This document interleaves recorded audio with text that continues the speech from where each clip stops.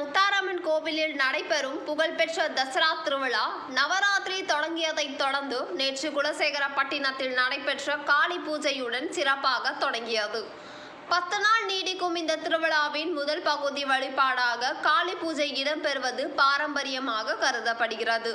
தெய்வத்தின் சக்தி வடிவமான காளியை வழிபடும் இந்த நிகழ்வில் ஆயிரக்கணக்கான பக்தர்கள் பங்கேற்று ஆன்மீக திருவிழாவை தொடங்கி வைத்தனர்.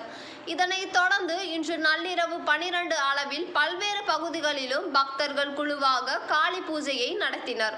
மாலை அணிந்த சாமிகளுக்கு அருள் ஏற்பட்ட பின்னர் அவர்கள் இரவு வேட்டைக்கு செல்வது பாரம்பரியமாக இடம்பெற்றது.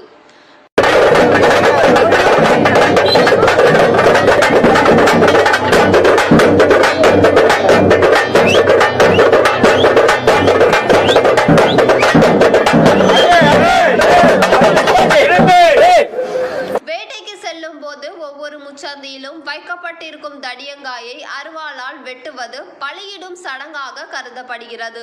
அதனைத் தொடர்ந்து 9 நாட்கள் குடிலில் அமர்ந்து தவம் செய்யும் வகையில் காளியை அழைக்கும் நிகழ்வு நடைபெற்றது.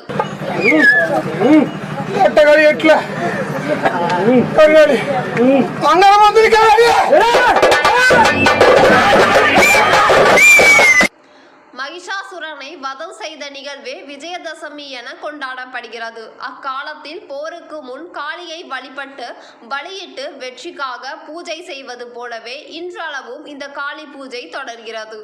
இவ்வாறு காளி பூஜையுடன் தொடங்கிய குலசேகரப்பட்டினம் தசரா பக்தியும் பாரம்பரியத்தையும் மக்கள் ஒருமைப்பாட்டோடு வெளிப்படுத்தும் ஆன்மீக திருவிழாவாக திகழ்கிறது.